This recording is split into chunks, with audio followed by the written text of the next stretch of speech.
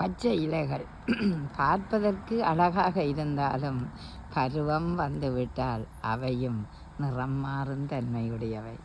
பச்சை இலைகள் பார்ப்பதற்கு அழகாக இருந்தாலும் பருவம் மாறிவிட்டால் அவர்களும் நிலத்தில் விழுவதே இயற்கை. எதுவும் இருக்கும் இடத்தில் இருந்து விட்டால்தான் சௌக்கியமாக இருக்கும். மரத்தின் மேல் அந்த இலைகள் இருக்கும்போது அந்த மரத்துக்கும் மதிப்பு, இலைகளுக்கும் மதிப்பு.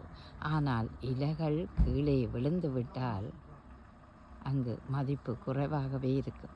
அப்படித்தான் மனிதற்ற வாழ்க்கையிலும், அதாவது இருக்கும் இடத்தில் நீங்கள் இருக்க வேண்டும், உயர்வாக இருக்க வேண்டும்.